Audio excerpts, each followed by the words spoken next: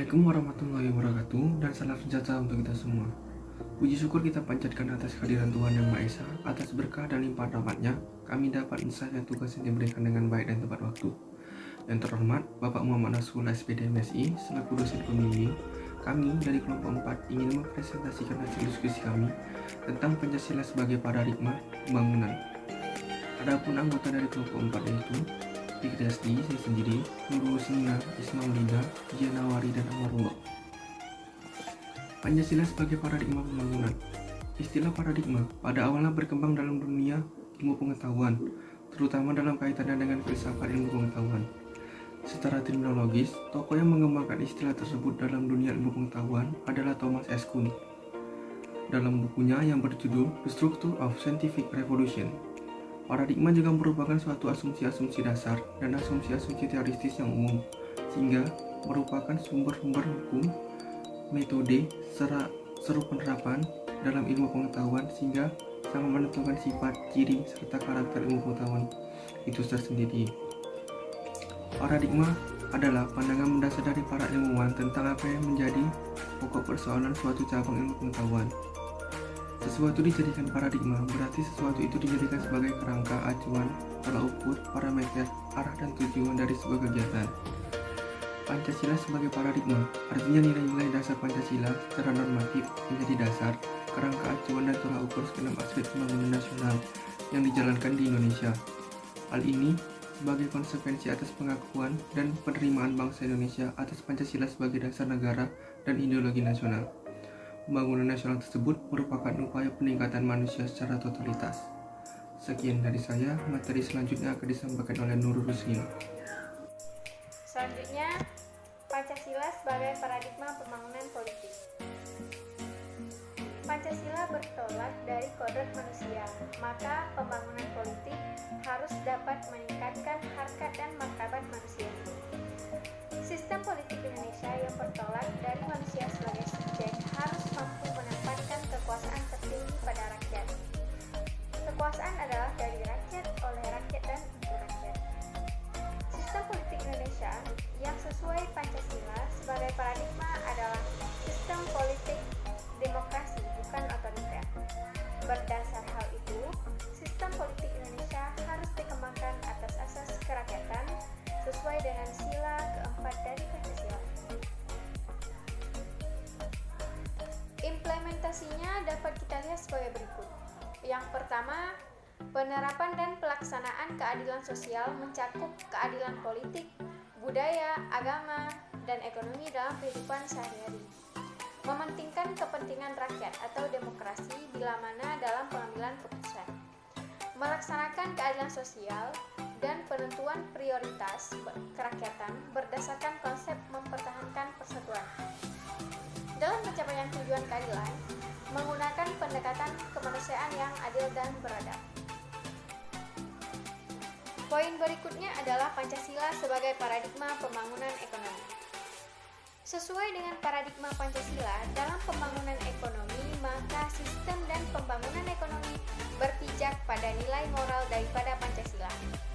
Secara khusus, sistem ekonomi harus mendasarkan pada dasar moralitas ketuhanan dan kemanusiaan. Sistem ekonomi yang mendasarkan pada moralitas dan humanistis akan menghasilkan sistem ekonomi yang berperikemanusiaan. Sistem ekonomi yang menghargai hakikat manusia, baik selaku makhluk individu, sosial, makhluk pribadi, maupun makhluk Tuhan. Sekian presentasi dari saya, selanjutnya akan disampaikan oleh Jihan Hawari.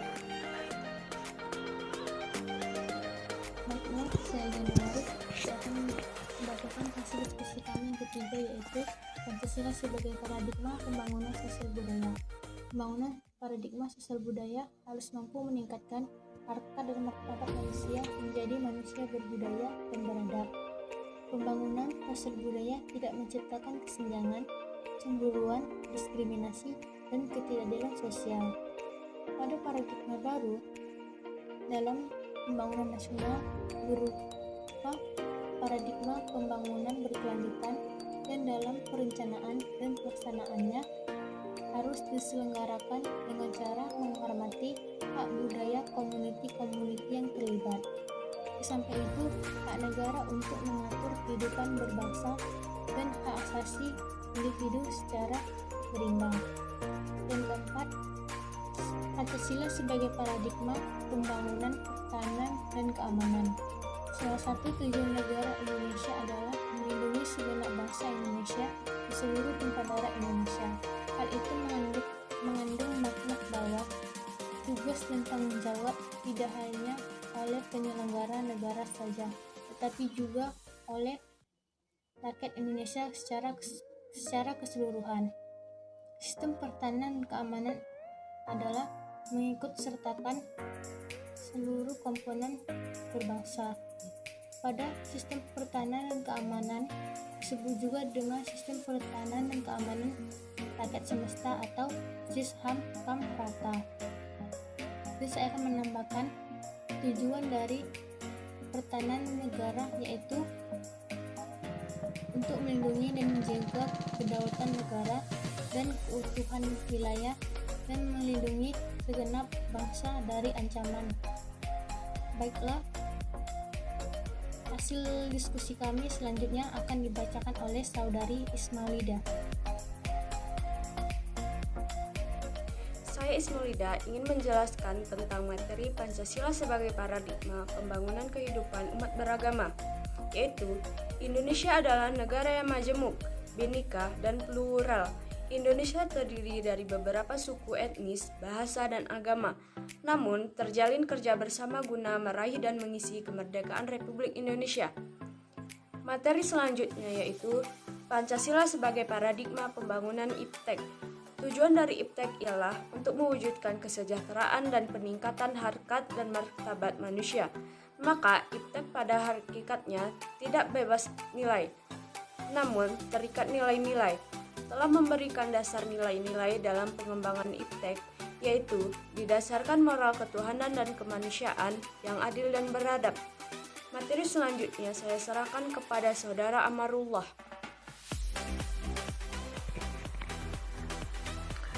Baik, terima kasih Ismailida. Saya Amarullah selaku ketua dari kelompok 4. Saya ingin melanjutkan presentasi dari Ismailida. Macam-macam dari aktualisasi Pancasila. Aktualisasi Pancasila terbagi dua, yaitu aktualisasi Pancasila objektif dan aktualisasi Pancasila subjektif.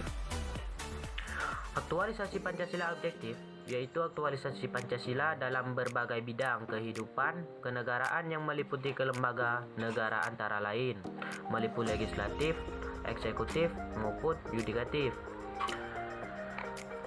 Aktualisasi Pancasila subjektif adalah aktualisasi Pancasila pada setiap individu, terutama dalam aspek moral dalam kaitannya dengan hidup negara dan masyarakat. Demikian itulah presentasi video kami. Dengan ini kami akhiri. Assalamualaikum warahmatullahi wabarakatuh.